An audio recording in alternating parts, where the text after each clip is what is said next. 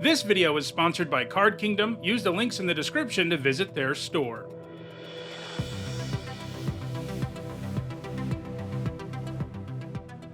Gargoyle is one of Magic's oldest creature types, making its debut in Magic's very first set, Limited Edition Alpha. Based on the gargoyle sculptures featured in the Gothic architecture of medieval Europe, these scary-looking statues typically funneled water off of large buildings. Basically, they were just really decorative gutters, but because they were often designed to be fantastical-looking monsters, there were many urban legends about them coming to life at night and being protectors of a church or a city. In keeping with the real-world history of gargoyles, Magic's gargoyles are scary-looking winged creatures that are often made of stone, and many of them have effects that only allow them to come to life if you meet a certain condition. In all, there are 42 cards that are gargoyles or can create a gargoyle creature token. And in this video, we'll take a look at the 10 that have left the biggest impact on competitive Magic the Gathering. Here's a quick reminder on how I rank cards in these videos. A first tier top 8 is worth 2 points. This includes events like Pro Tours. And a second tier top 8 is worth 1 point. This includes events like regional championships. Before we get to the top 10, let me tell you about this video's special sponsor, Into the AM. They're an apparel company that has regularly sponsored the channel over the years, and that's great because it gives me the opportunity to tell you about their great products. While they are probably the most well known for their awesome graphic tees, they have greatly expanded their offerings over the last couple of years. For example, they're now making short sleeve button-up shirts like the one I'm wearing now. It's from their relaxed button-up line, which are great to pick up right now as we head into the year's hotter months. These shirts are super breathable and comfortable, and they're also quick drying and even provide a bit of protection from the sun. If you want to check out Into the AM's button-ups or anything else they offer, use my link in the description and use my code NEEDSAHONE to get 10% off at checkout. Alright, let's get back to the video. At number 10, it's Nullstone Gargoyle. For 9 generic mana, it's a 4/5 artifact creature with flying, and whenever the first non-creature spell each turn is cast, you counter that spell. That effect is symmetrical, but because you're the one with a 4/5 flyer in play, you're probably okay with that, since it can close out the game pretty quickly while making it very difficult for your opponent to ever do anything, including remove the gargoyle. Obviously enough, 9 mana is a lot, so you know this is the type of card that people cheat into play way ahead of schedule, and this ability happens to be at its best in the early game, when casting more than one spell a turn can be especially difficult. Nullstone Gargoyle's top 8s came in Legacy in 2007, where it was featured in Goblin Welder's Survival of the Fittest decks. Survival makes it easy to put creatures into your graveyard, and makes it easy for you to search up whatever creature you want. For example, you can discard the Gargoyle to grab your Goblin Welder, and then use the Welder on your next turn to reanimate the Gargoyle. That strategy never really became a fixture in Legacy survival decks, and eventually Survival of the Fittest got banned out of the format, and Nullstone Gargoyle doesn't have any top 8 since 2007. At number 9, it's Granite Gargoyle, Magic's very first gargoyle. It's 2 generic and a red for a 2/2 with flying, and you can pay 1 red to give it +0/+1 until end of turn. This does not look like much today, but it was one of the most efficient creatures in Limited Edition Alpha. That was a time where the game's non-creature spells were way better than the creatures, and finding an evasive 3-drop with upside beyond that evasion was a pretty tall order. You basically had Granite Gargoyle and Hypnotic Spectre as your main options, and while the Spectre is obviously better, the Gargoyle made the top 8 of Magic's very first competitive event, the 1994 World Championship.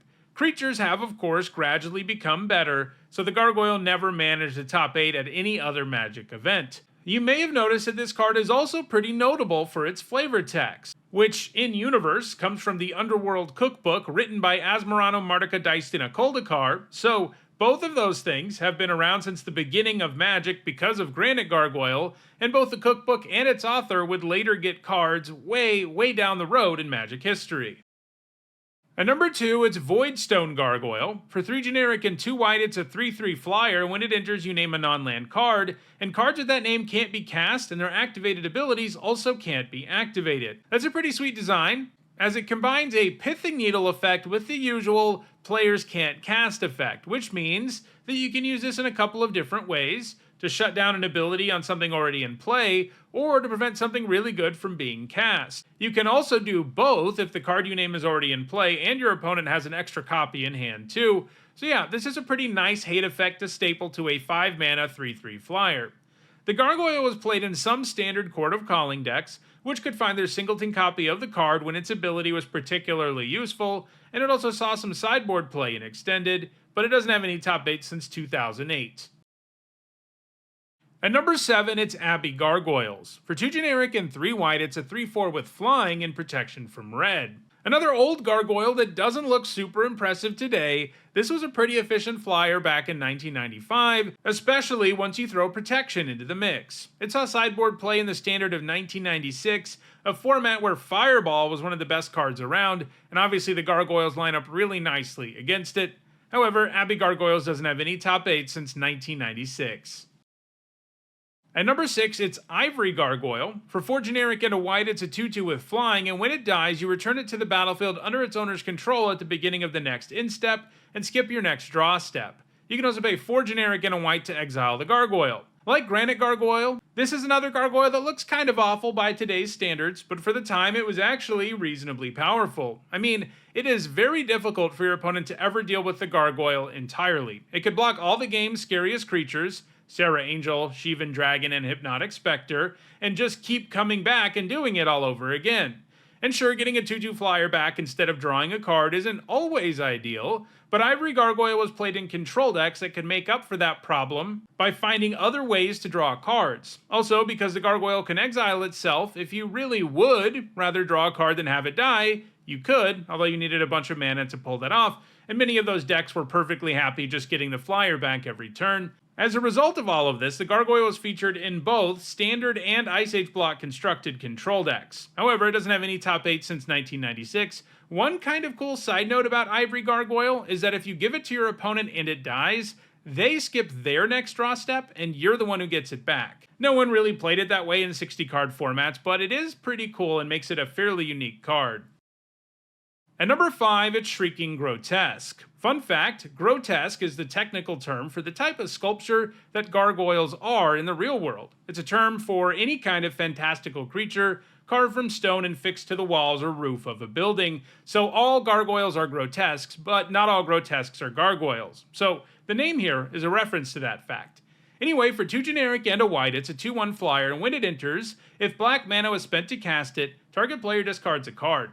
If you can consistently cast this as a 3 mana 2/1 flyer that makes the opponent discard, it's pretty sweet.